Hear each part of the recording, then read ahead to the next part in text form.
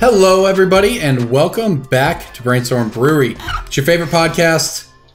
Back this time, not set reviewing and not at 2 a.m. or whatever it was last week when we did the set reviews. So that means we might get this one in before DJ's bedtime.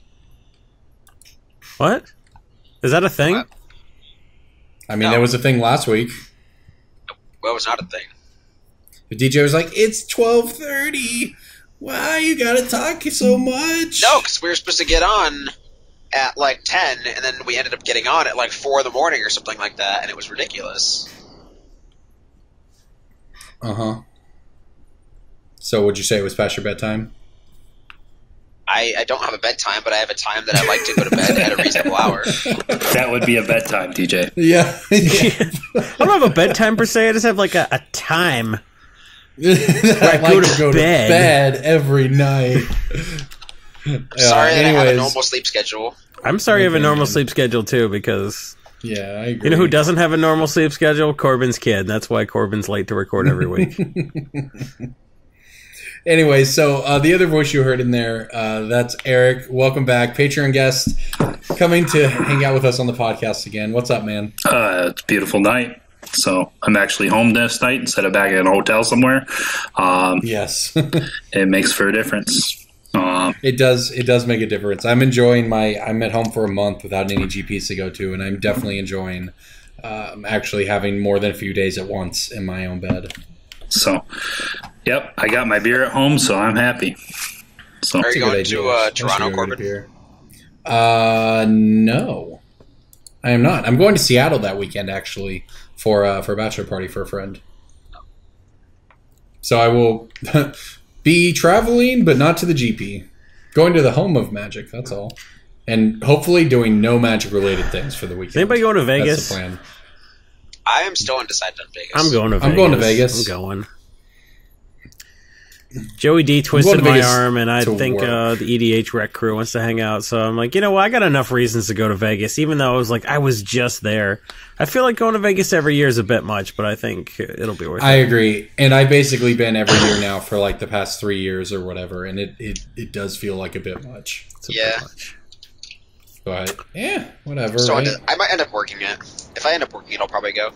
I'd like to work a day or two and subsidize the trip. So what's the deal, DJ? Are you just like full-time 95 MTG shill now? I'm not full-time, but I'm working Toronto, so... Nice. That's a good event. DJ moving on up in the world. Are you buying or just working the front of the booth? Mostly the front of the booth, but a little bit of buying. Sort of. How was... so you did Hartford, right? Yes. How was that? Because that GP seemed pretty busy. It was really good. That was East Coast GPs are great, and then modern GPs are great. And Hartford was an East Coast GP, and they've never had one in Connecticut before, so it was just sort of a perfect storm. And that was the first GP in Connecticut? Yes. I didn't realize that. It was literally the perfect storm. There was an ice storm. Yeah, and your flight got canceled, which was hilarious. My flights got wrecked. I got flights canceled coming in. I got flights leaving out that were delayed, and then this is the worst. I sprinted 20 gates in Dallas to try to make a connection that I originally had 3 hours to make. I missed the door closing by 2 minutes, and I'm sitting there panting, just dying after running 20 gates with bags on my shoulders, and I'm like, how long did I miss it by? And they're like, what? You missed it by 2 minutes, sir. And I'm like, oh my God. And then like I look at my phone, I'm like, it shows the flight left 7 minutes early. I just about lost it. It was I would be getting some free stuff off of them for that. Yeah, but, it was not a good day. That's the downside of traveling for Hartford GPs. was a great GP. I know you didn't really enjoy it very much, but our Airbnb was inside of an ice cream shop. That's pretty legit. Yeah, so it was like this house that was built in the early 1800s, and it was attached to a sort of old-school mom-and-pop ice cream store that only took cash, and our living room smelled like waffle cone in the evening, so that was great. I don't think you were at an Airbnb. I think you slept behind a counter at an ice cream. Yeah. Well, honestly, what I'm most jealous of there is that my hotel was cheap and close to the convention center, but there was like no CVS to go to. The only Starbucks was inside the convention center, so it wasn't a good one. Like, it wasn't a real Starbucks. There was no food to go get. Oh, the food situation was miserable, yeah. Downtown all Hartford cops just were on sucks. patrol in that convention center, and it was awful. Oh, because you couldn't bring in outside food? Yeah, they wouldn't let us bring in any food, even though we were obviously staff, and we had obviously, like, paid a significant amount of money to be at that event, and so we had to, like, take rotating trips and, like, smuggle food inside, and it was a ridiculous situation. Dude, I'm told the trick is you have to say it's part of your contract. If they stop you, you just say it's part of the contract. I was not in charge of the food situation, so I did not get a chance to try that. I've been giving you important information weeks after it's too late, much like all his picks of the week. Hey, this was passed on to me after it goes up. Yeah, this was passed on to me. I've not had to deal with it. I usually can just sneak food in my laptop bag or whatever. But I usually like to go to a CVS You're gonna put or Walgreens Buffalo Wild Wings in your laptop bag? Dude, I never get EP dubs on trips. It's always just like, it's either Crab Convention Center food or it's the McDonald's next door to it or whatever, and I get like one good meal a weekend on Saturday night. Yep. Traveling for events loses its shine very quickly. But I don't know why they I can assume why they capped the main event. I'm assuming it was just because of logistical reasons. But like, they couldn't get any more space. Yes, I mean, they said that they couldn't get any more space. Like, I don't understand why we didn't just go next door and kick all the kids out, because there was like some dino time travel event, which seemed pretty cool. You think that's how it works? You think you just kick out other shows that have also paid to be there? That's how it works? Well, yeah, we can overpower them. Yeah. Okay. Good point. Good point. That's good feedback. You should pass it on to CFB events. Just let them know the next time that they run out of space and can't secure more space, just kick the kids and the dinosaurs out. In their defense, fuck a bunch of dinosaurs. Can we? The dinosaur thing did look. The dinosaur thing did look kind of cool for what it's worth. I wish I had got a chance to go in there. Everybody loves dinosaurs, right? There's like big animatronic dinosaurs and stuff. Yeah. Really, Jason? You're the one kid who didn't love dinosaurs? Dinosaurs are fine. Were too cool for him. He was a hipster from when he was like 7. He was, yeah. He was like, "Oh, you have a dinosaur volcano." I'm a hipster because I don't like shit like Buffalo Wild Wings and Big Bang Theory. You're like making it out like I'm some curmudgeon when you're just so basic. You are a curmudgeon. You're so basic. Everybody looks like a curmudgeon compared to you. What did you name your daughter? Did you name your daughter not only one of the most popular baby names of 2016, but also the same thing that everybody in the Magic community names their daughter? And you're going to call me basic? Oof. You're gonna call me a hipster when I name my daughter the most popular baby name of 2016? Pick a fucking lane and stick to it, man. You're the one calling basic, man. You're the one calling basic. Well, you are basic. You live your life basic. My daughter's gonna live her life basic. I don't want her cool. I don't want her a nerd. Dude, if she's a nerd, she's gonna have sex with nerds, and their cocks are way too big. I don't want that in her life. Oh. I don't even know how to possibly disentangle what you just said and try to make it approach reality. Oh boy.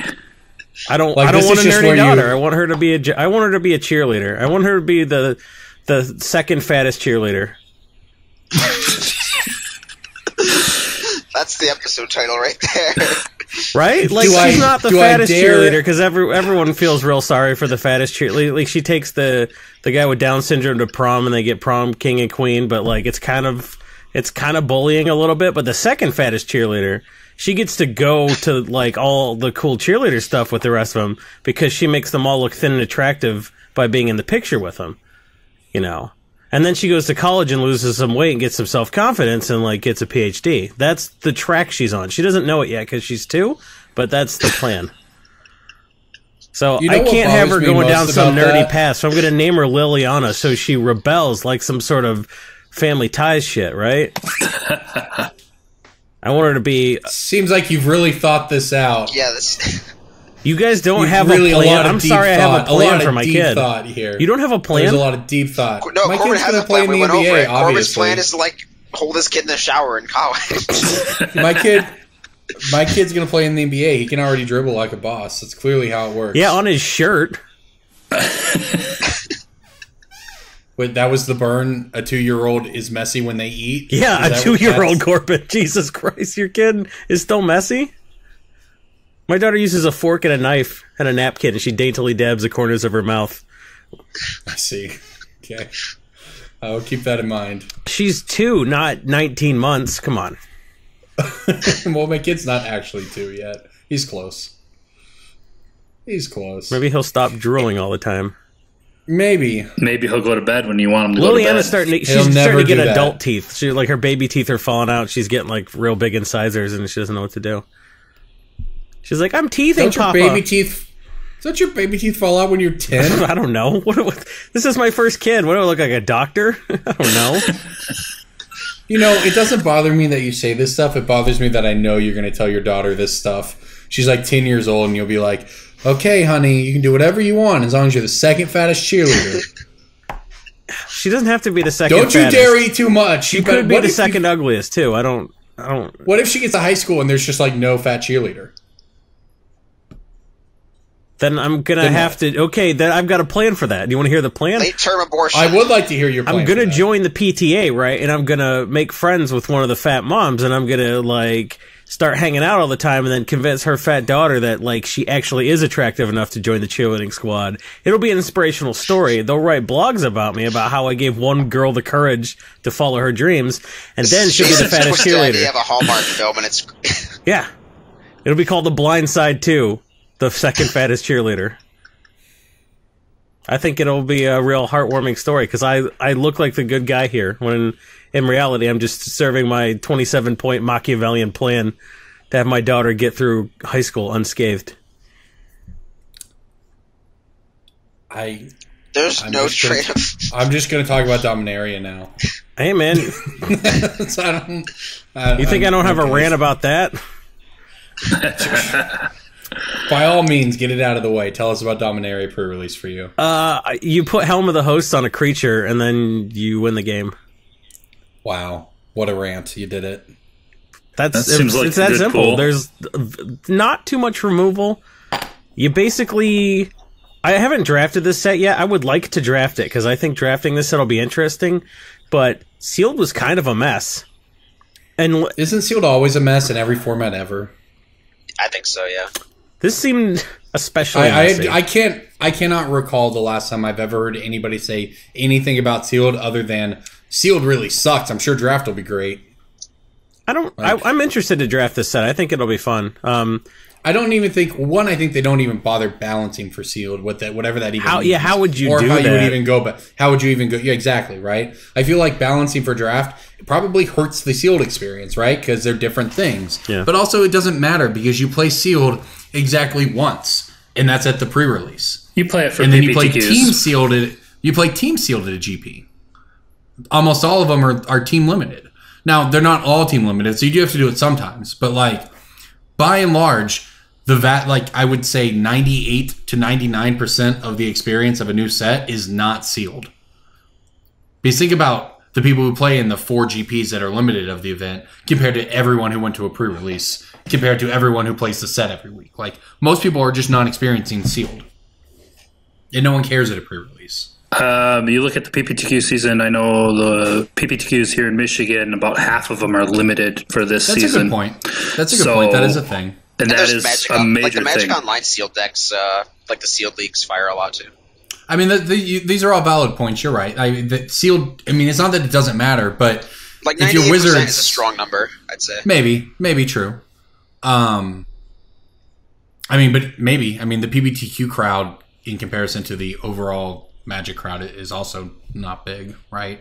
But I mean, regardless of whatever number you want to put it at, sealed I'd rather it be balanced for draft than sealed, and Sure. probably it's hard to do both. I don't know how you'd balance it for sealed.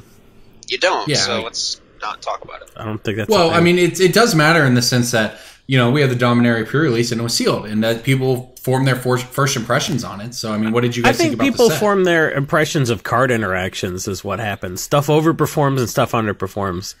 History of Benalia was a card that we kind of were like, I don't know if that's $7, and we were wrong. It's 17.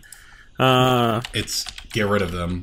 Yeah. Yeah, that's not proven yet. There's no. The card is not good. There's brews around it, but that's not anything guaranteeing. I just don't think this card's good at all. All anyone's going to remember is that I called it History of but... Banality, and I was making a joke about the name of it, but like if it's a good card, that sound clip is going to haunt me. Well, the reason I think Helm be good really overperformed, though, and I think a few other cards like Blackblade Reforged is a lot better limited than I thought it was going to be. What is Helm of the Host? Helm of the Host is when you put it on a creature and it makes a copy every combat phase, and the copy sticks around. Oh, that is cool. I mean, that's a powerful effect for sure.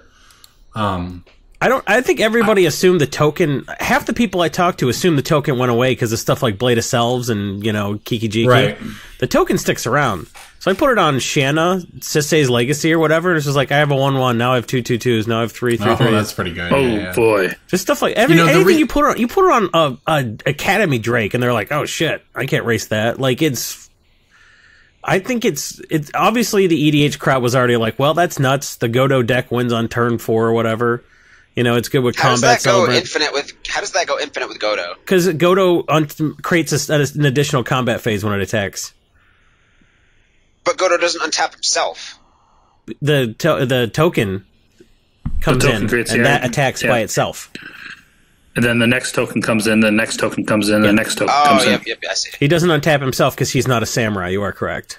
Yeah. You don't attack with all of them. You just attack with an infinite stream of them. Right, yeah. If they have an indestructible blocker, I guess you put in Argentum armor or something. I don't really know. Sure. No, that makes sense now.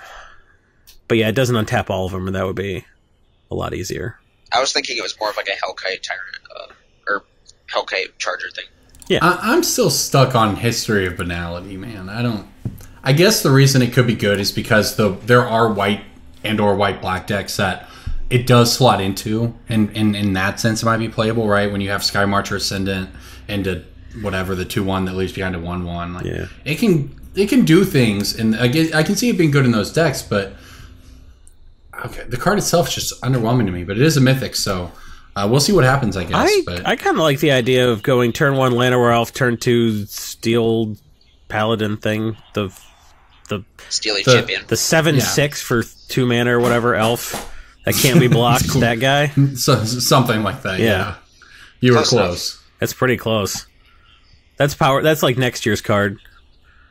I don't know if there's enough elves in Standard. We might have to wait till like the block after to give us some more elves, but... Is it just me, or do we normally know what the next set's name is at this point? Yes. Here's my take on it. We do usually. I believe that it has to do with whatever the story of Dominaria is, which I have not followed. Right. I can only imagine that they're not, because sets are now the way they do it, it's not, you don't know how long you're going to be on a particular world. If you have Dominaria, and we don't know if we're going back to Dominaria or whatever, but you still haven't released the name of it, it seems like it's probably tied in with whatever happens, and it would not necessarily make sense to go back to Dominaria, do this huge big thing, and then immediately go off to somewhere else or whatever, right? Well, who's the central character? It's a character that controls time, right? So you would think she would be like, I got the Weatherlight, and then she's probably going to resurrect the crew or some shit. I don't know what any of that means.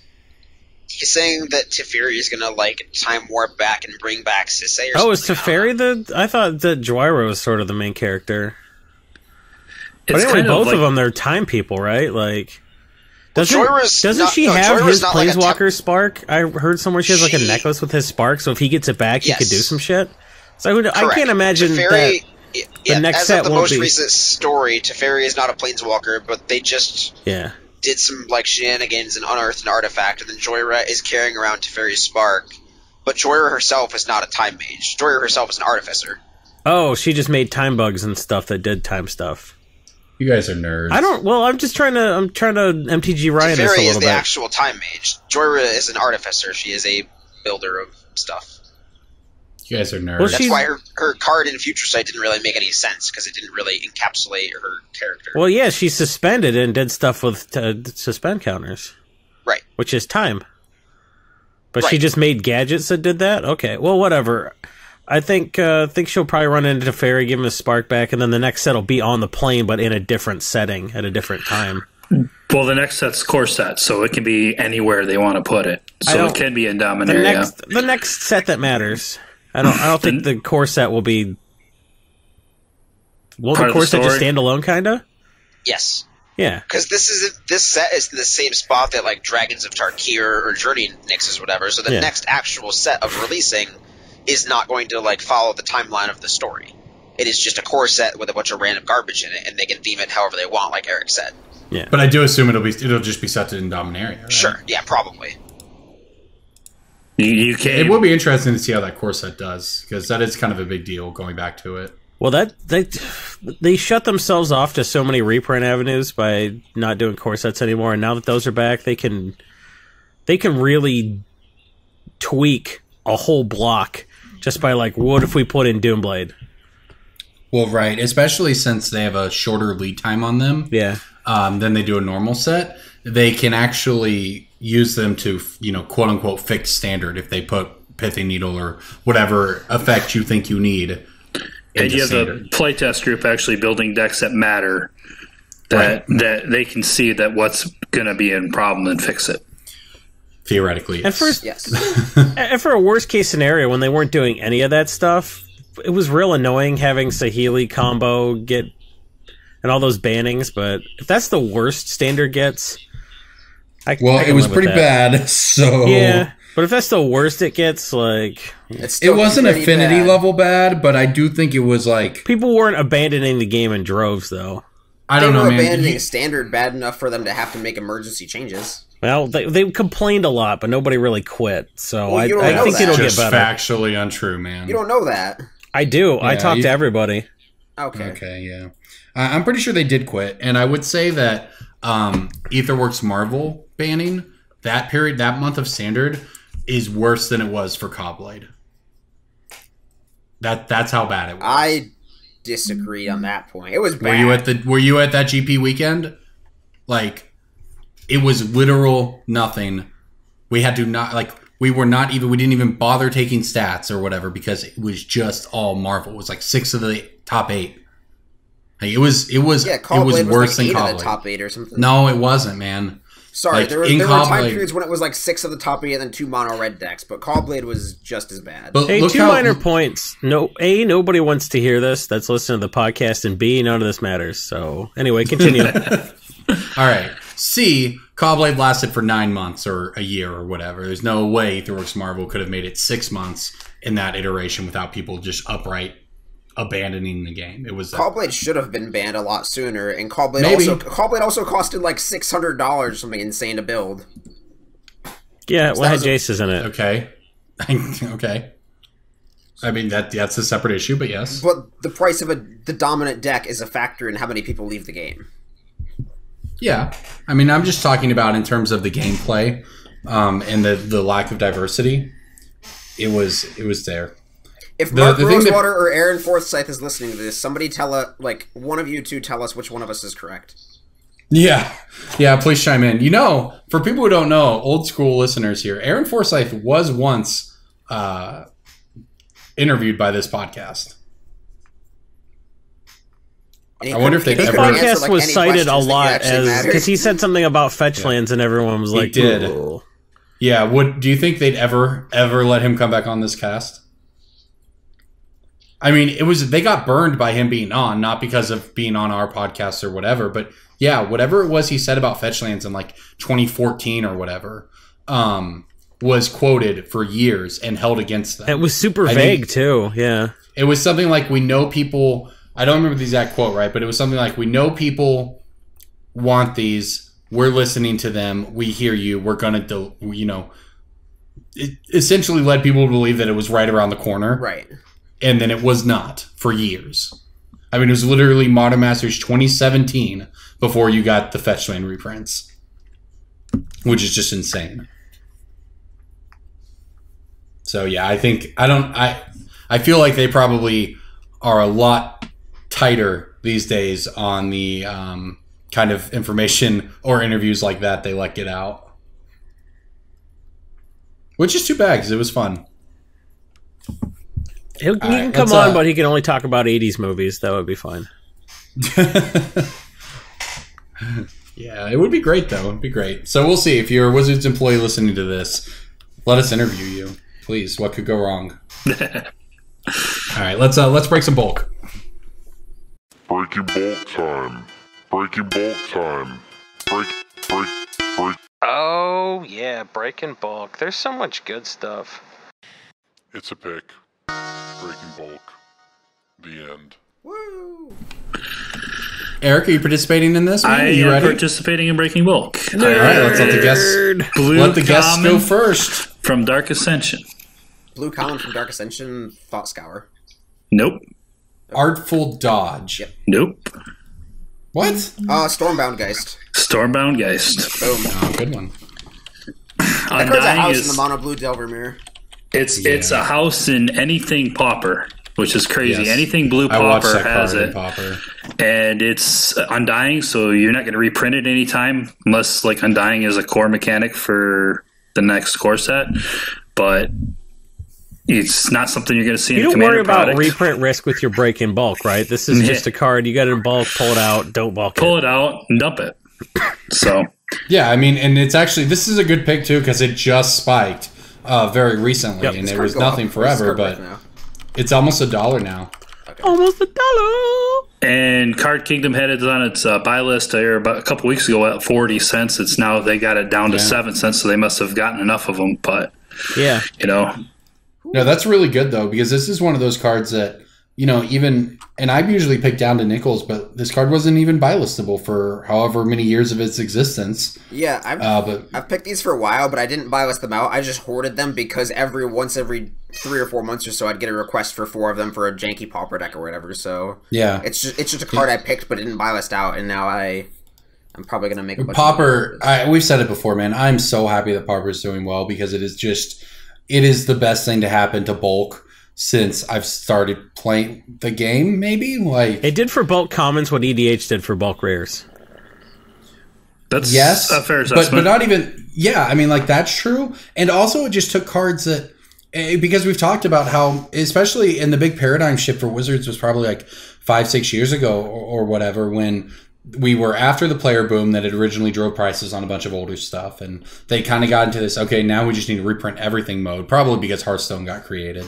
You have to start giving players what they want. And they just started hitting every $2-3 uncommon from the past 10 years. And it's what caused the drop in the prices of bulk, in my opinion, right? We don't necessarily have high-level data on that, but you can either assume that people just stopped wanting Magic cards, or that the cards they wanted just became more. Or there's just so much more bulk because they printed more of Rivals of Ixalan than they did every set between Visions and like. Yeah, it's more of the fact that the recent sets were overprinted, not overprinted, but printed to the point where like printed to demand, which is higher. Yeah. Exactly, because pre like RTR or whatever, you could offer on bulk, and you knew that all the bulk you were getting was like from a certain time period, because you can still buy and sell bulk, and if you like sell it to dealers or whatever, if you specify, hey, all of this bulk is pre RTR, you will still get a premium over bulk that's post RTR. So it's more of just the time period and how much product is out there, as opposed to just like reprint policies or whatever. Reprint is honestly a big part of it though, because let's look. I mean, I'm looking at RTR right now, and something like Sphere of Safety is $1, and that card would have been the sweet $3 pick from however long ago, but it got reprinted. Vandal Blast would be $5, except it got reprinted. Like, it's not just they print more of it, but it's also just that there are so many avenues with the Commander decks and everything else to reprint stuff. So you have a bunch of dollar picks or 50-cent picks instead of $3 or $4 picks, right? Long gone are the days of getting boxes of Lorwyn and pulling out a bunch of $4 or $5 uncommons in it, because they just reprint cards more now. Yeah. And they tactically reprint this stuff. So when we talk about the price of bulk dropping, because for the longest time we could pay $5 on bulk and know we'd always make our money back. And now bulk's down to like $2 or $3 a thousand. And yes, it is all of these things you're talking about, but it's also just the fact that even when you hit unpicked bulk from X set, it's just not going to be worth as much money now. The same cards are just worth less money because of all the reprints. So what Pauper is doing is it's driving them back up. Mold Drifter is actually just like the perfect example, because there was a time for some number of years after that card was printed, it was $2, right? It was a great pick. And then but it was an awesome card, so they just put it in this supplementary set, and then this one, and then this one. And before you know it, Mold Drifter is $1 and barely worth picking anymore. Now it's $2 again, thanks to Pauper. Like, Pauper has just saved picking bulk. It really puts some of the fun back into it. It makes it feel less like a grind, because there's nothing wrong with grinding through thousands and thousands of cards of bulk and pulling out everything $1 and making money on it. But it's a lot less fun than your good hits being $3 and knowing that, hey, this one card I just pulled bought me, an energy drink or whatever, right? Oh boy, an energy drink. What? This is a guy who picks 4-cent cards all day. What? This is a guy that told us to sort our basic lands. He's like, oh boy, $3. No, I'm just saying energy drinks are a waste. It's $3 for like a shitty beverage that you can just like drink anything else. Okay, man. Whatever you want your $3 you give DJ, your coffee, you give your wife to make her sort your bulk for hours. Exactly. Yeah, that's better. I like to get Red Bulls in the afternoon, so that was the first thing that came to my mind. But feel free to insert whatever $3 thing you enjoy. Jesus. Like another 1,000 bulk comments? Yes. If you're paying $3 on bulk comments, you're overpaying, but sure. No, you're not. Okay. You can get them for $2. Not around here anymore. Sucks to be you. You probably drove yourself out of the market. Like you just kept... They bought it all. I mean, everyone sold it effectively, to you. Yeah. When I live within a 2-mile radius of TCGPlayer, I wonder why I can't get bulk as an independent dealer. Weird. I'd tell you some of my bulk, but all the bulk I haven't gone through is like Legends, and I just don't even care to go through it. I'm just going to let it sit in the corner forever. It's like everything's $3. Well, and someone asked me this recently at the store. They were like, I have some old reserve list stuff. Legend stuff, what should I do with it? Never sell it. And but that's a really hard question, right? Because if you have because this particular person was like, I'm thinking about buying X and X or whatever that I want. And it's hard to say because if you have such and such Legends reserve list card, it could get bought out tomorrow and then you'll feel dumb for selling it. But it also might just sit there for 2 years and then get bought out. Like, it's not going to go down, but you don't know when it's going to go up, and there is an opportunity cost to holding it. Just holding it and doing nothing with it. If you want to get a fridge, just get the fridge. Right. The ice maker won't work, and you'll be like, wow, those cards went to 100, but still, like, just do what you want with your money. Good throwback. Yeah, well, that's exactly what I told him. I said, I mean, this is just the reality is that they are going to go up at some point, and maybe you get lucky and they go up immediately or soon or whatever, but maybe you don't. Maybe you don't, and you may it is what it is. They're more than they should be. You just have to make a choice. So how much more than they should be before you're like, all right, I accept this amount. Right. If it's more than it should be already, then just take the win. Well, I've been going through the same thing where I have like a pile of the card recall from Legends behind me or whatever, right? And I have whatever X named 3-color Legend that isn't played in anything, but it's on the reserve list. And it's just like, I could get $50 from Card Kingdom for this card that should not be worth $1.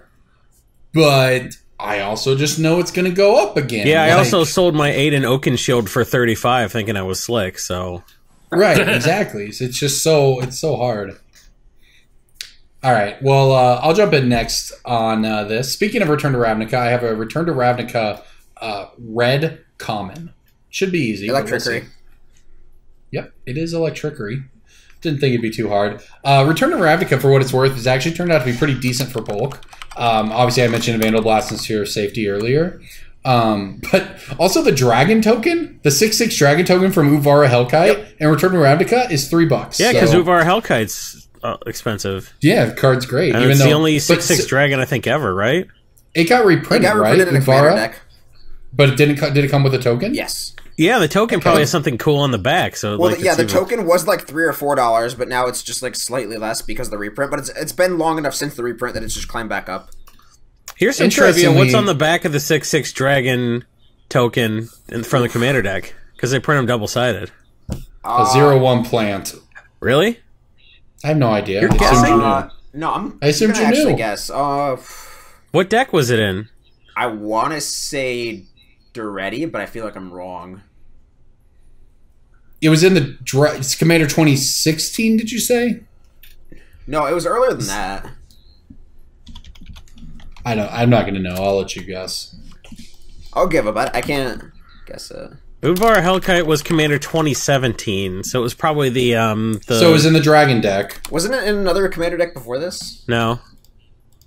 Really? It was 2017, so it was in the Dragon deck. So I guess the back is probably the Cat Dragon or something. I don't know. I probably have it on my desk. No, the Cat Dragon was the green-white deck, right? No, the Cat Dragon is Jund. No, it was the Jund thing. It's Wesitora. Oh, okay. Wesitora. Oh, okay, sure. So, whatever. I don't ever look at the individual commander sets. Like, I know all the cards or whatever, but I'm just clueless as to what's in which one. Well, I never really come across them sealed, so... Yeah, I just get a pile of them. It doesn't come up very often. I sort them all together. I don't sort them by deck. I sort them true, but knowing which cards are in which deck allows you to buy certain decks when they But I just look that up on my phone when I have the opportunity to buy, so... You should also it's good to know that, but it's every single bulk comment on your phone instead of like knowing them, because that what's the point of knowing them if you can just look it all up? I pull up the deck list. What are you talking about? The difference in scale here is what matters, right? It's a lot easier to look up what was in X commander deck. But a bigger question, do you actually have the opportunity to buy them sealed for cheap very often? Yeah. I almost never have these come up. Yeah, because Targets and what happened was all Toys R Us pulled the distributor pulled all their stuff out of Toys R Us. So they're getting restocks on Target stores and Walmarts and stuff like that. So like random old stuff that was in like a dusty bin in the corner of a Toys R Us store is now like getting on shelves of places where people might actually buy it. I mean, it's not even... I mean, that's part of it, but another factor is, like, when a card jumps, if it is in a sealed product, it is at your advantage to know which deck that card is in before everybody else, because there could be a run on that deck. So the most recent example of this is Command Beacon. Do you guys know what deck Command Beacon is in? Yeah, it was in the blue-green one, the Azuri one. Exactly, and so... It's in the Commander deck. It's in the, it's in the blue-green Azuri deck, and so when that card jumped because of Muldrotha, Command Beacon went to, like, $30-something or whatever ridiculous. And it was a $35 deck. Yeah, you could go on eBay and buy a bunch of Azuri decks for like $35 or $40, and then. But we're talking literal seconds to figure out which deck it was in. Yeah, that's why we're talking about you don't have to know it off the top of your head. Yeah. Albert Einstein said, "Don't ever know anything that you could look up," or something like that. I don't know the quote. I could look the quote up if you want. The point is, did he? The point is, don't ever memorize anything you could look up in a book. That's what he said. And he was a smart guy. And he won a Nobel Prize. Most of my favorite quotes come from Abraham Lincoln, Vampire Hunter. Well, we didn't all read Animorphs, so I don't... Everyone likes Animorphs. Also, that was a movie, man. That was a movie. You should have seen it. Animorphs was a movie? No, it was a TV show. But it was called Twilight, Corbin. Stop pretending that Twilight was in the Animorphs universe. But the dude, he turned into a dog, probably. It'd be so much better if it was. Also, the worm token from Advent of the Worm is worth $1 from Return to Ravnica. So there you go. Can I do my Breaking Bolt? Because this segment is taking a half hour. Yeah, you can, I guess. Okay. When Eric said a blue Dark Ascension card, I almost pooped my pants because I have a blue Dark Ascension uncommon. Dark Ascension. Secrets of the Past? No, you stupid idiot. It's Secrets of the Dead. Isn't it Secrets of the Dead? Yeah. You moron. Sure. Yeah, you dumb. Yeah, Muldrotha, turns out. You should feel so embarrassed. This is going to be a real good Muldrotha card. The foils are currently... Alright, so what does Secrets of the Dead do? Sold out at $1. Whenever you cast a spell from your graveyard, draw a card. Yep. Oh, that's sick. Yeah, also, I remember that. It was pretty fun. Probably going to go up, and I love that card so much. Yeah, well, honestly, EDH Rec started scraping decks. We got about 20 Muldrotha decks in the database, and it's shaping up. People are kind of building how they're going to build. We're starting to see some common themes like Pernicious Deed. We're seeing those command beacons, and we're starting to see the emergence of some cards that were sort of 1v1 cards that never really got played in multiplayer. Like Caustic Caterpillar, that's starting to rear its little caterpillar head, so... Well, that card's sweet, Sack outlets are going to be good. Stuff like Strip Mine's going to be good. Like, obviously, like, the big money, like Command Beacon and Lion's Eye Diamond, but, like, no one's going to build... Most people are going to buy an $8 Muldrotha, and they're not going to spend $490 on an LED or whatever. They're finally, what pushed me over the edge to buy an LED was his $8 Commander. Yep, exactly. Kelpie has been a pet card of mine for like 4 or 5 years, and I'm so glad that it might finally pop. Well, Kelpie's what, $3 right now? Card ever. Every time I played that card Marchesa, they asked to read it, and then they read all of its abilities, and their jaw drops. Yeah. Whenever a card enters the battlefield from your graveyard, you draw a card. No. whenever River Kelpie or any permanent is put into any play from any graveyard, draw any card. And then whenever any spell is played from a graveyard, draw a card. And it has persist. And it has persist, so it triggers itself when it dies. It's amazing. I remember playing with that when I first started playing Magic. Yeah, Card was so great. if they're going off with Muldrotha, hey, you draw a bunch of cards. If somebody else is doing degenerate flashback things, you draw cards. If somebody has a bunch of, like, living death effects, you draw a shit ton of cards. The card is great, and it's never had, like, a super big home until now. I played it in Marchesa, but that's just me. So Jason, in Secrets of the Dead, I mean, the market price on it is 13 cents. Is this is this when you say breaking bulk? In this case, do you mean it's worth pulling back because it's getting played, but it may not be a thing where you want to buy list it tomorrow? Is that what you're saying? No, you wait on this because people are just starting to figure out their Muldrotha decks. We have 20 decks in the database. That means like 20 people on the planet Earth have written down their Muldrotha deck somewhere where it can be scraped. Like, there's no consensus yet. The consensus is forming, but what we're seeing is River Kelpie / Secrets of the Dead effects, sack effects like Ashnod's Altar, sack effects like Caustic Caterpillar, dumb loopy stuff like Strip Mine, and like sick value stuff like World Shaper. That's what's starting to be the consensus. So when you start to... This is the most exciting time, because... If this were modern, everyone would have figured their stuff out by now. But for EDH, people are going to wait till they get a physical Muldrotha in their hand. Then they're going to put the Muldrotha on their mat, and they're like, all right, Soul Ring, I need 98 more cards. And that's what happens. We have a month until Muldrotha stuff starts to pop. We really do. We have so much time. Explain to people, too, who might not know, the way EDH Rec works. It scrapes data from multiple sites, right? And then you can look at the commander and see the most common cards, right? Yeah, it's like, 39% of the decks so far have a Caustic Caterpillar. That's 20 decks, but 39% of 20 decks says, hey, that's probably a card. And that was a 1v1 card before. That wasn't really a multiplayer card before, but all of a sudden we're starting to say, hey. I see it in Marin. I was going to say most Marin decks play that card. But that was basically it. Seal of Primordial, stuff like Mystic Remora, where you just draw a bunch of cards, don't pay it, and then just and you don't care if it dies. Mystic Remora is like $2 right now. I think that's I was pulling those for dimes in my LGS. I pulled like a stack of like 100 of them for dimes a couple years ago, and I just sat on them, and I'm glad I did. Yeah, EDH Rec really does do, at the risk of complimenting Jason's team here. Well, I had nothing to do with the EDH Rec side of it. So, like, all the data, all the scraping, all the coding, that I have nothing to do with. I don't know. That's all magic to me. I was hired to create the article side of it. That's what I'm good at. But all the other stuff, that's wizardry. So, like, I don't get any credit for EDH Rec being a great site before I came along, because I did nothing, but add additional value. So everything Dawn's doing and all the coding team, it's amazing. And I mean, the site really does. It does a great job of giving you access to something that has never been. Whenever a card would come out in the past, and it almost makes me like, I don't know if cringe-worthy is the right word, but there have been cards. I think the Primordial cycle from whatever set it was, Luminate Primordial, Sepulchral Primordial, Sylvan Primordial obviously got banned, but we all looked at those and we were like, these are great in EDH. Everyone's going to play them forever. Get your copies. And like the only one that was ever worth any money was Sylvan Primordial, and then it got banned. And the others are just unplayable. I mean, Sepulchral Primordial gets played, son. But they're 19 cents. Like, except maybe for Sepulchral Primordial. But like Luminate Primordial and Molten Primordial, they're just worthless. But that's just because we were just idiots who looked at it and said, hey, this has each player on it, so it must be good in Commander. But what EDH Rec does now is it allows us to go from the level of people like us. You can type in Luminate Primordial, and we actually get data to support things now. Luminate Primordial is played in 2,321 decks. In the world. In the total. And you compare that to something like Swiftfoot Boots, which is played in 69,636 decks. Yeah. So that's... Swiftfoot Boots is played in 300 times more decks than Luminate Primordial. So you can say, these will be an EDH staple.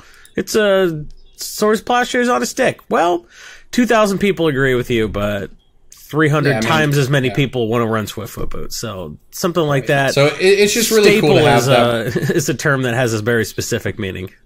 Right. It's just very cool to have data to finally back these things up. Because even if the data from a quantitative standpoint just like, well, 300 times as much, shouldn't the price be blah, blah, blah? It's qualitatively, you can be like, well, this is played twice as much, or this is played 300 times as much, or this is in roughly the same amount. Even if the numbers don't match per se, you can be like, well, it's a factor of 10. So even if you don't use the numbers quantitatively, which I actually don't specifically, I think qualitatively you can look at something and go, well, 10 times as much, 300 times as much, a tenth as much. All right, have we got DJ's breaking bulk yet? Yeah, I've got a couple. Oh, I have one more, actually, if we're looking at Closet Gix.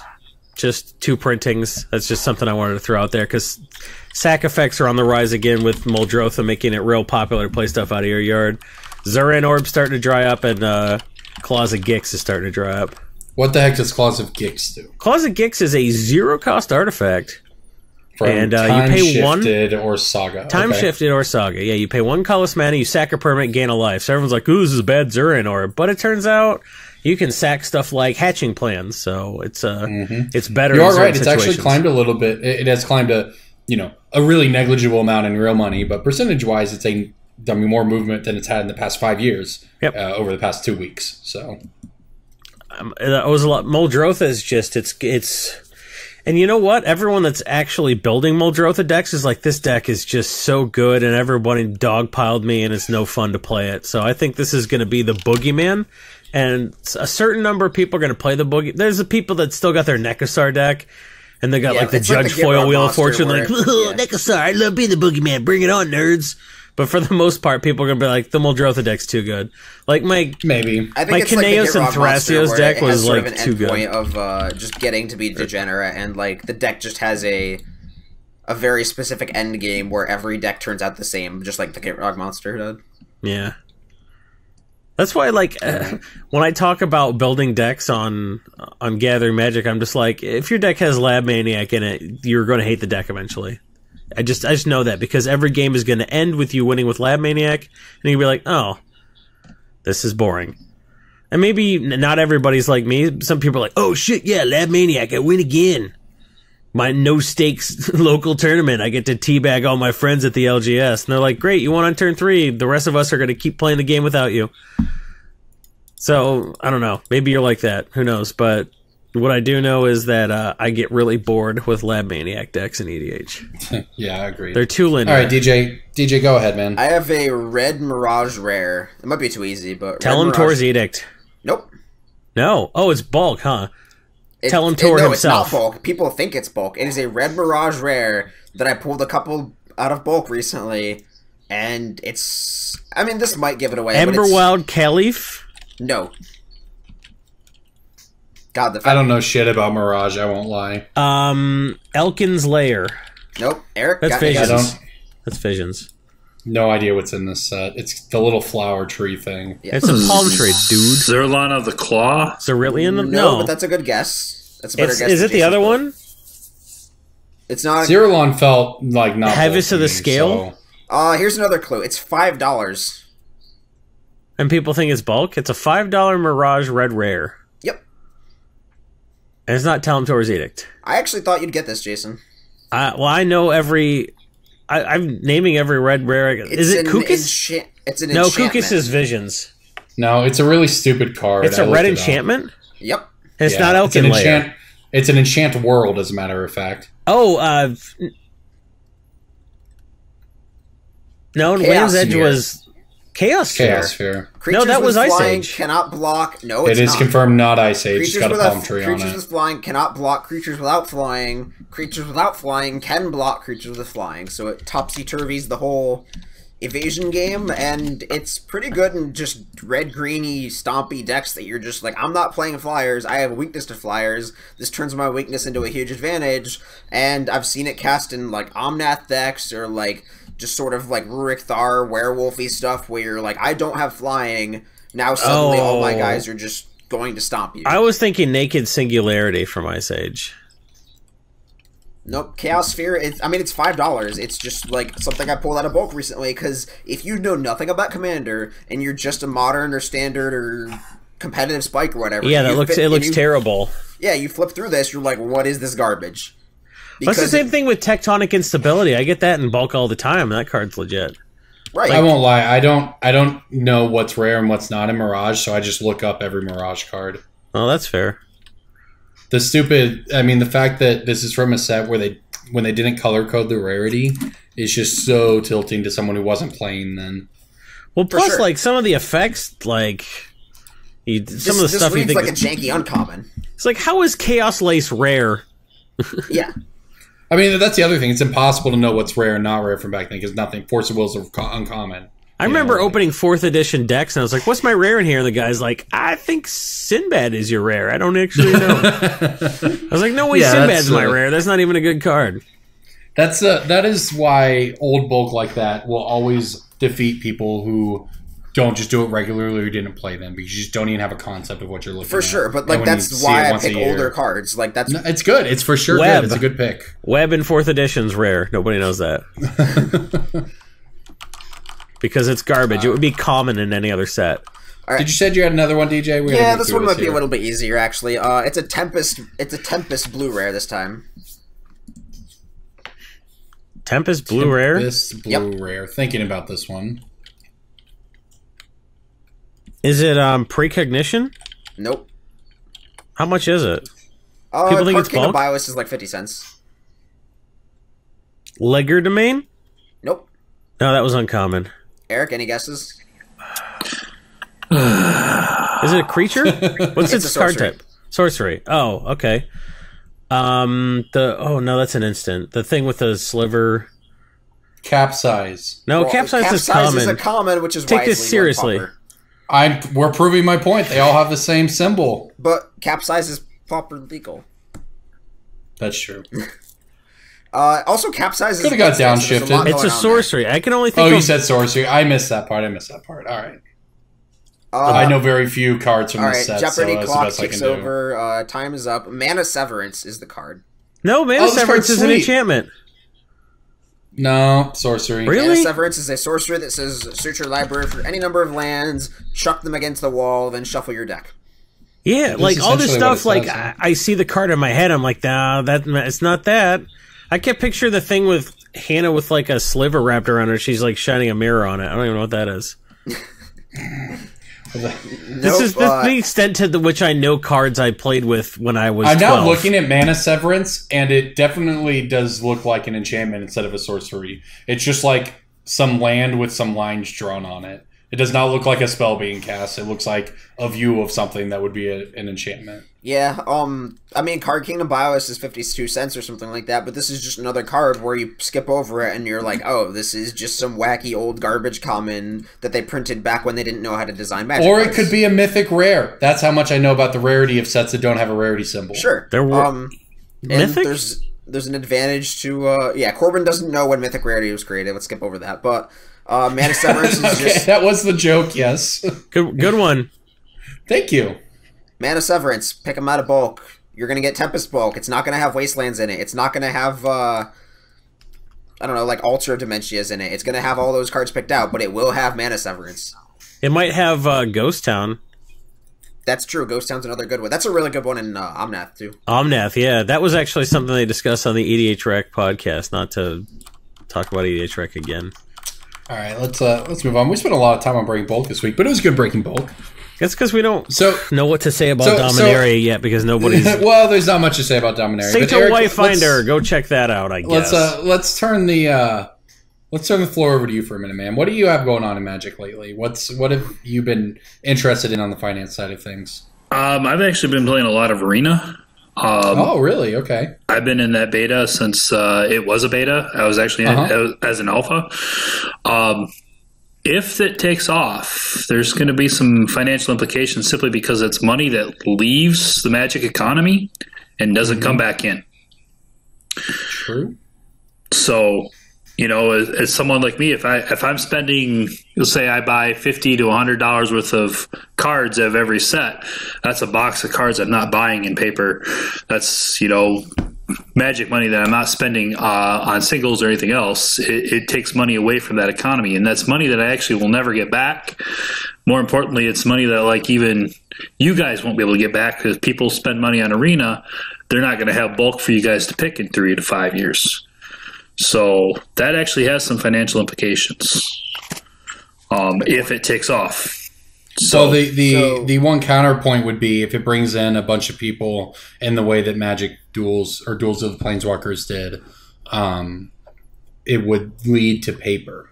And that hopefully is what it does, is it gets people get frustrated with the free-to-play model and decide to go build the deck they want to play in paper as opposed to... What are your criticisms of the... I mean, if you've been playing so long, like, I don't think any of us have played to the extent that you have. What are your criticisms? I've played quite a bit, but only for the past couple months. Yeah, so with every wipe that we had prior to the NDA being lifted, they would give us 72 booster packs of cards. So you had a good base of cards to build your decks from. With this last wipe, they basically took that away from us, and so it's a grind to build decks. And you get to the point now where I actually have decks where I'm happy to play them. I don't feel like it's a pain to play it, to win, get my daily quest, to get my daily wins. So I don't mind playing it, that part of it, but that's frustrating when someone comes in that has access to extra cards right off the get-go. Some of the streamers got huge bonus packs. And does that bother you? Well, it's frustrating in the sense that it's not an equal playing field, and that you're not really, the matching algorithm doesn't seem to match me against people that would have the same access to cards that I do. So, it was really frustrating right after the wipe where I would get paired against somebody that had, they would have the red deck and have 3 Hazarets. So, do you think... this is good feedback, because it's really hard to tell, and this is especially difficult with this because there are a few things at play, right? Obviously, from the marketing sides of it, Wizards needs to incentivize streamers to play the game, especially when the NDA gets lifted, to get people interested on it, blah, blah, blah, blah, blah. I think we can all understand that from a business standpoint. On the other hand, it's very difficult for me personally, at least, to separate what is good criticism of the economy or the game and what is the Magic community understanding that if they complain enough, they know. And this comes out when you get like the daily arena bitch fest on Reddit, right?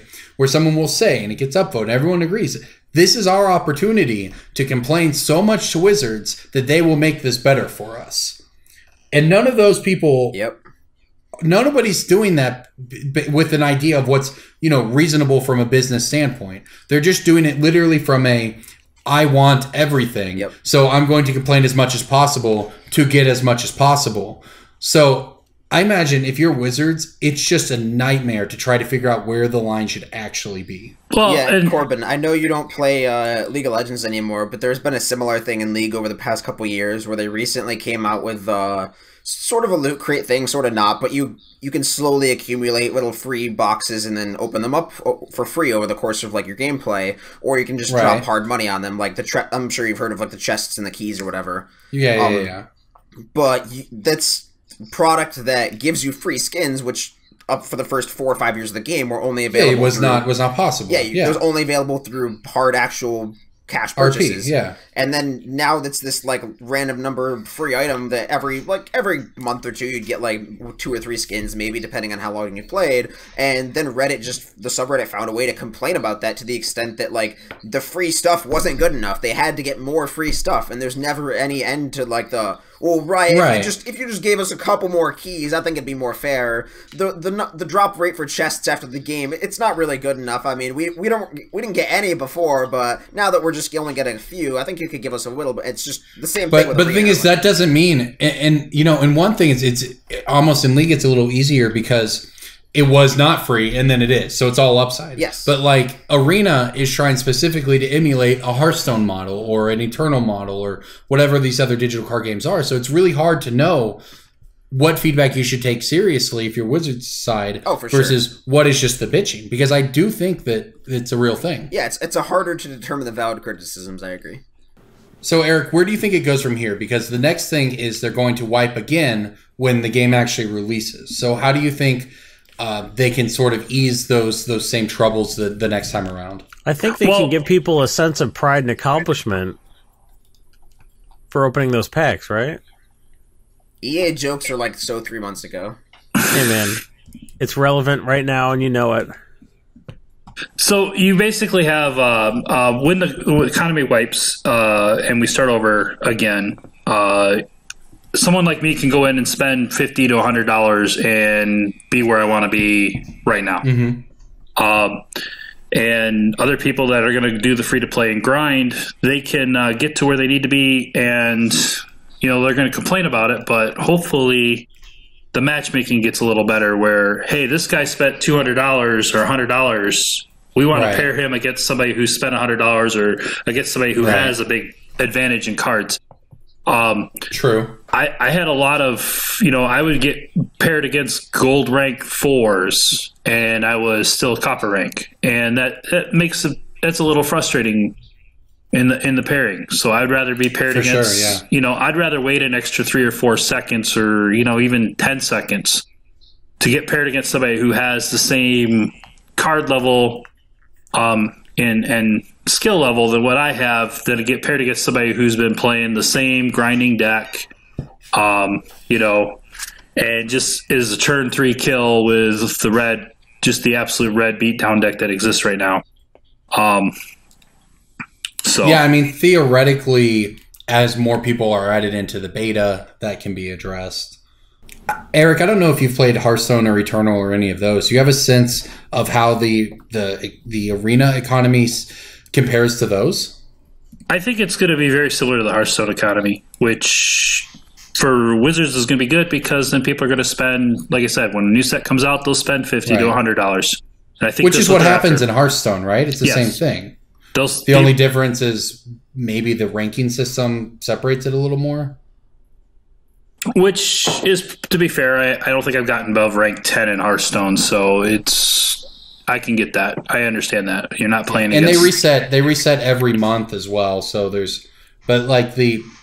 I tried to play Hearthstone Standard which is the same as Magic Standard last time, and I basically burned a bunch of dust I'd accumulated from arena runs for the past 2 years to build a deck. Now my deck rotated, and I don't even know if I'd be able to go in there. But from what I understand from Hearthstone grinders, you do have to basically drop money. You have to spend at least $50 or whatever to get a bunch of the new set to even be able to compete right away.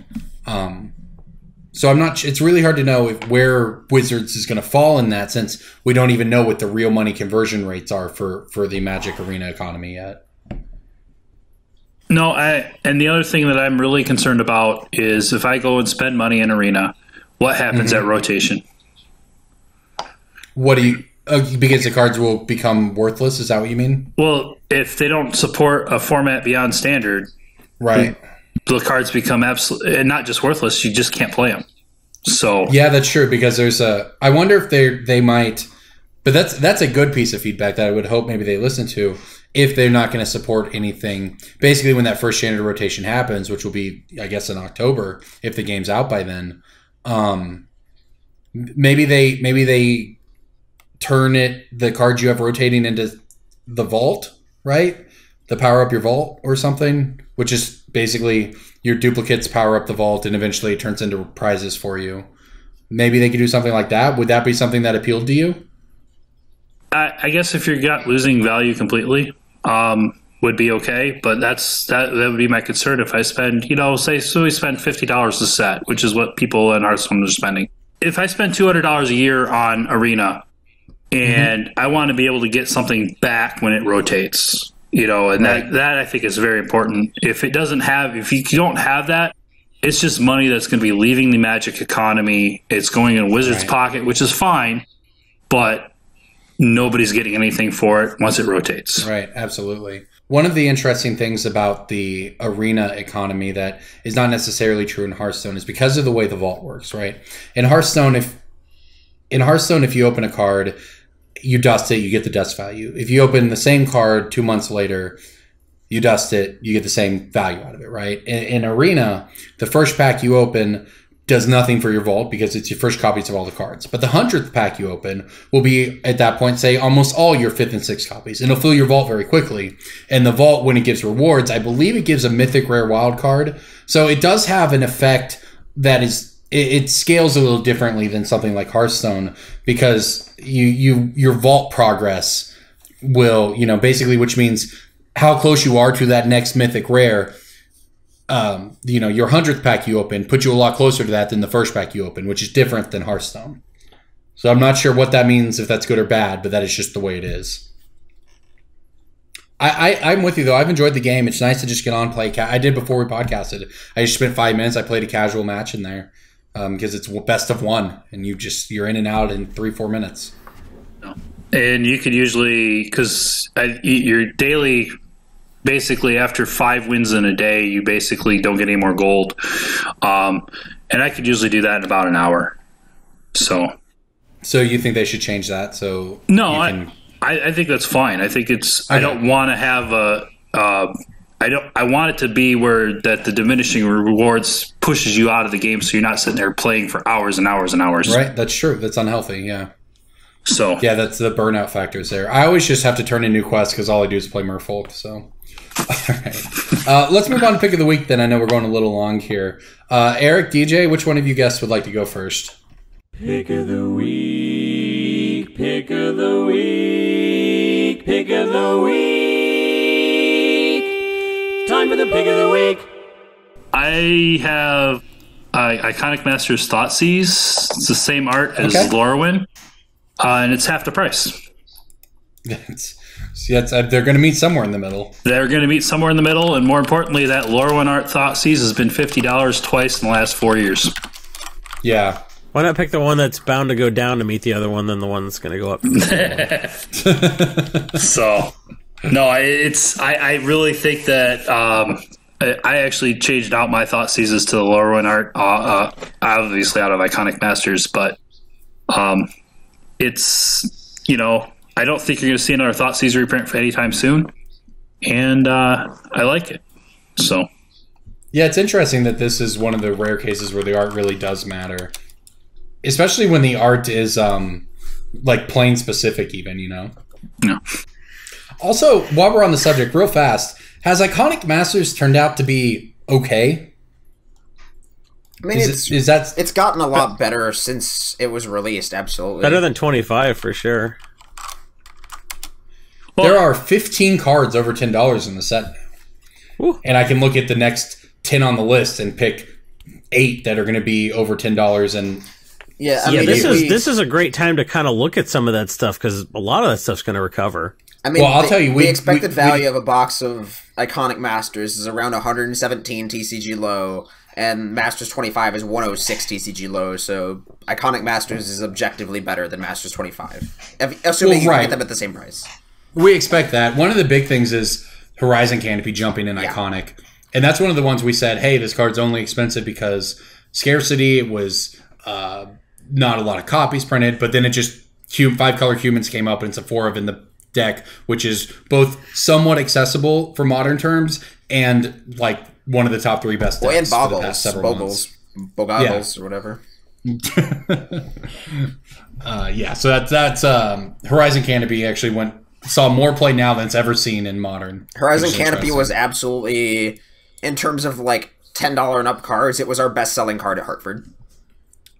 Yeah, in terms of like, if we're not counting like Lightning Bolt and like all those like random staples, like Horizon Canopy was our number 1 card of like, oh, you have Horizon Canopies? How many? Oh, we have enough. Okay, we'll take 4 of them. And man, everyone shit on Iconic Masters, but I think it's going to turn out to be just fine. No, and it's booster boxes are on eBay right now for like $135. So with the coupon, that's like $120. Yeah. I don't think it's bad at all. So.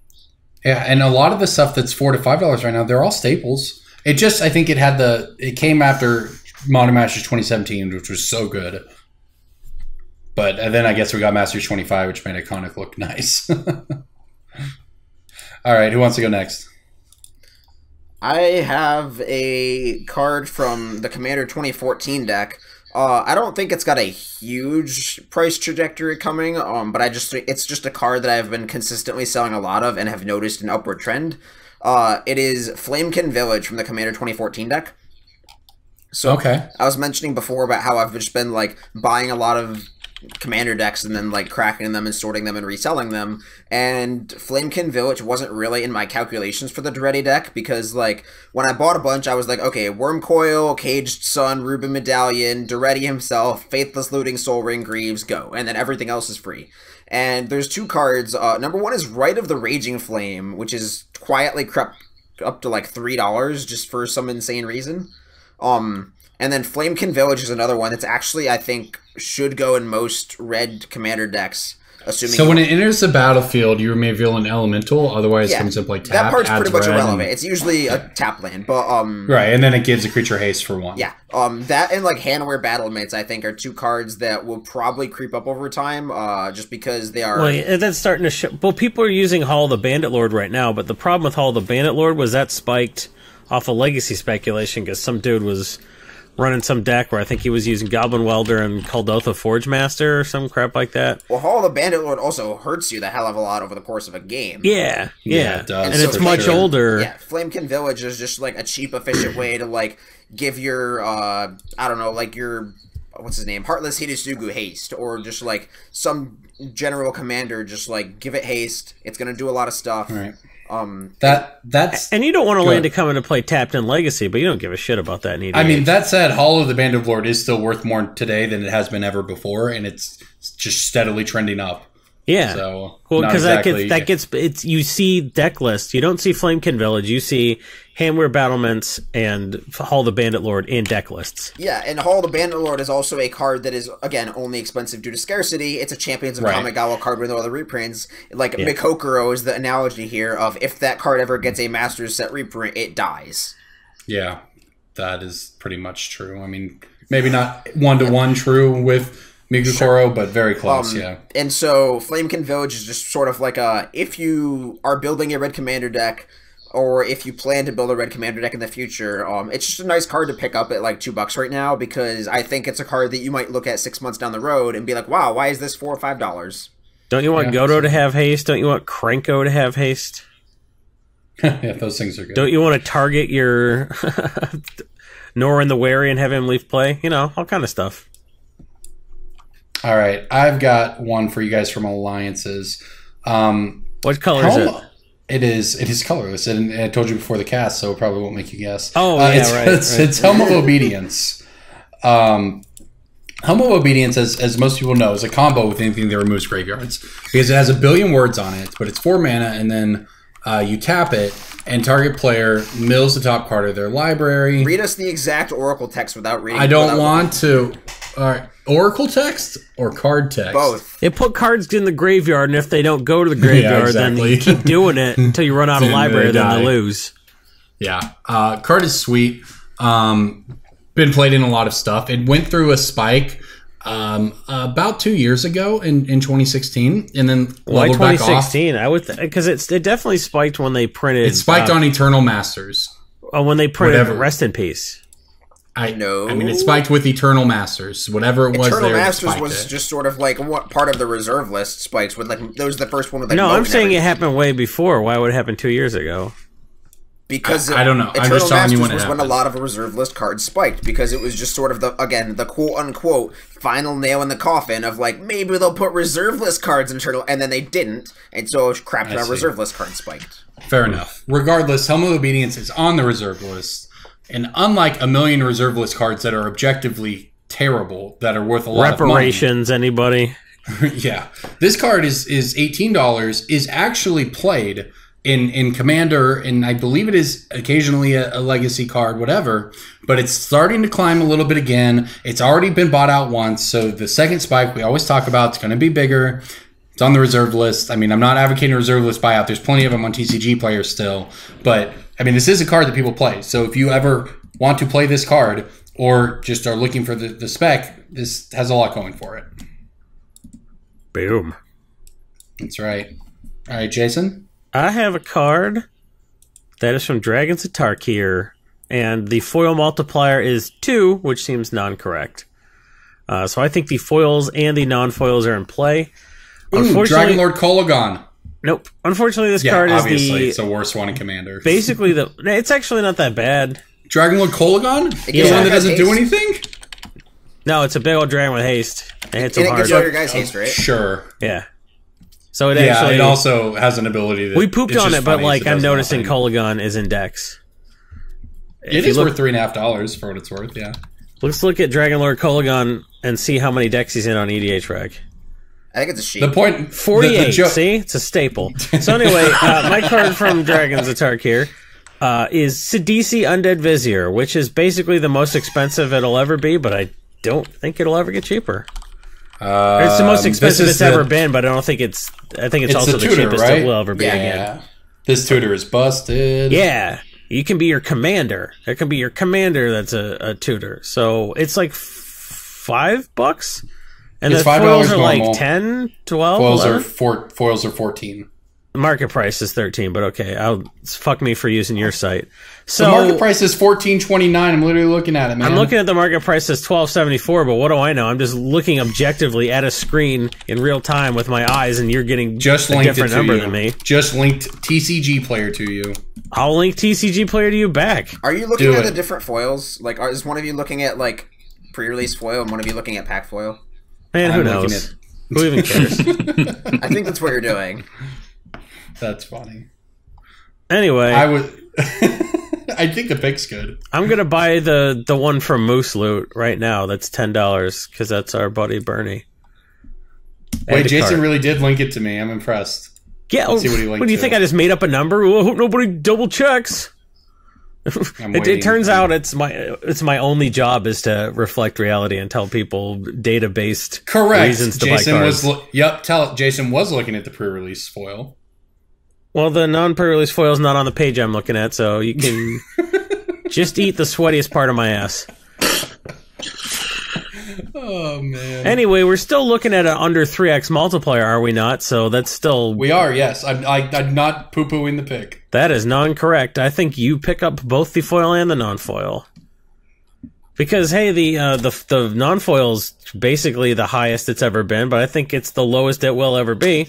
Well, if I finally say that right. And if we're looking at 2x multiplier, I think those will diverge once people start to realize, oh, this is like gone on TCGPlayer and everywhere else, and oh man, this card's really good. It's hard to reprint.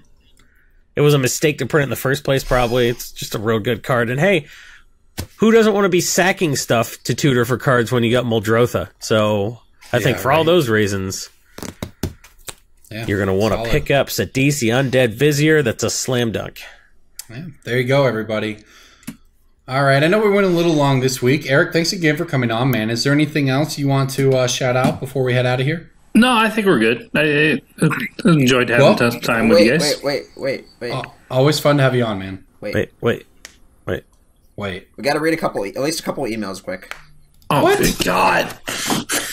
What? Do you know what an outro is? We were on the part of the show notes to say outro. Nobody ever respects your show notes. Read an email. It's fine. Read two. Who cares? From Josephus Deroshiers. Oh, we don't need to read this. This guy's not even a real person.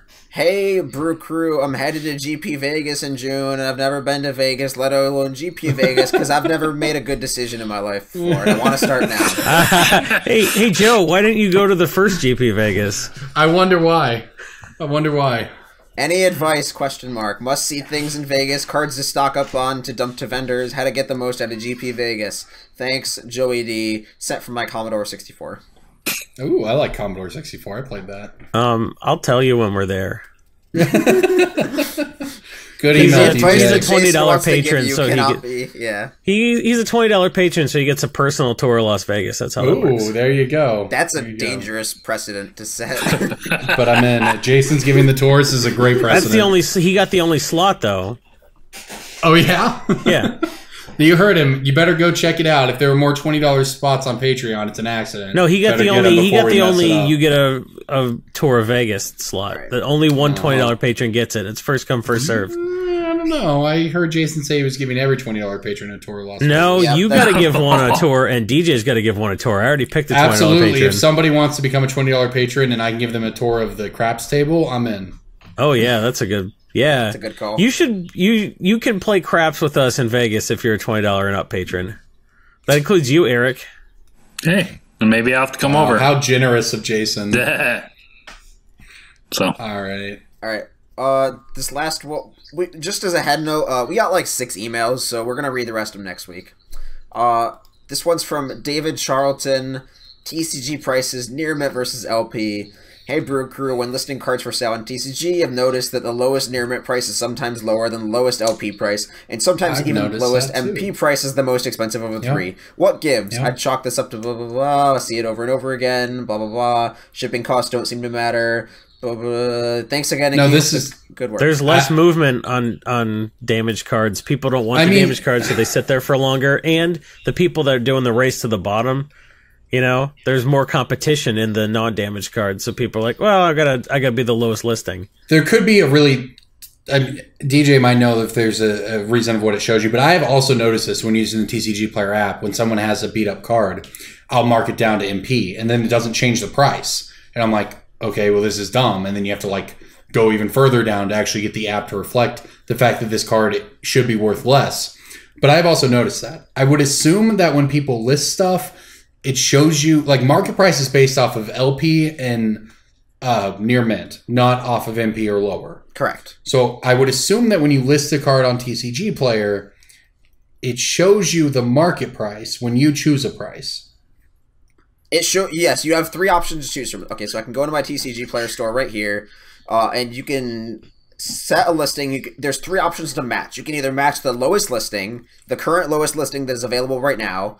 So I have free shipping on my store. I'm looking at CDC. I can match the $3.99 with 90% shipping, or I can match the last sold listing, which is $5.50 with $0 shipping, or I can match the market price, which is $4.71.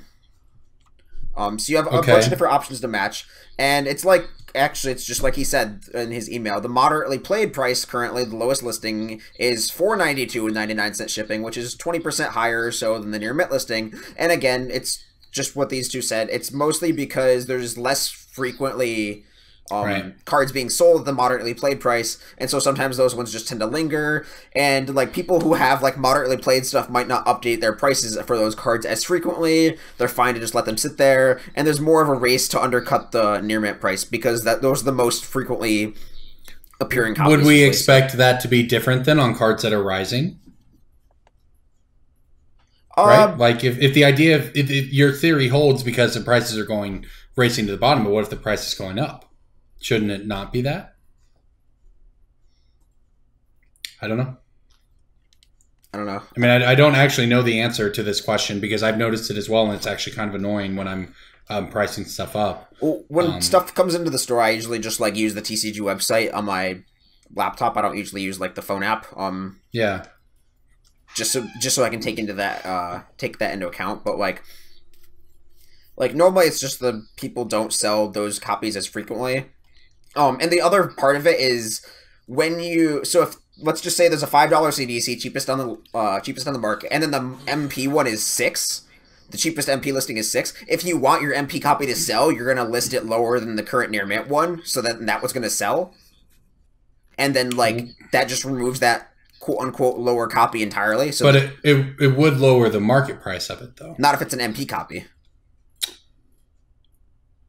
Okay. So, are we thinking then that Well, it would lower the market price. You're right. Let's figure. Yeah, let's. I mean, but the app. Let's figure it out. Let me look at the app right now. Because the market price on CDC is $4.71, and the cheapest listing is $5. I got a Karn right here. Let's find out. All right. Karn Liberated, Modern Masters 2015. No, okay, it's obviously not going to update very fast. All right, let's see if I change it to moderately played. No, it still lists a market price for moderately played, so...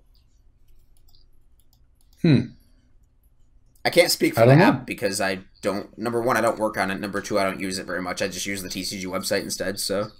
I mean, but it doesn't change the fact that the prices for the played copies are more than the...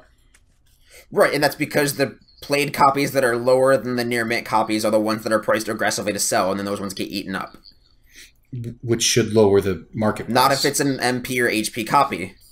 The market price has, like, I'm telling you, there is a market price for MP copies as well. It's not just median.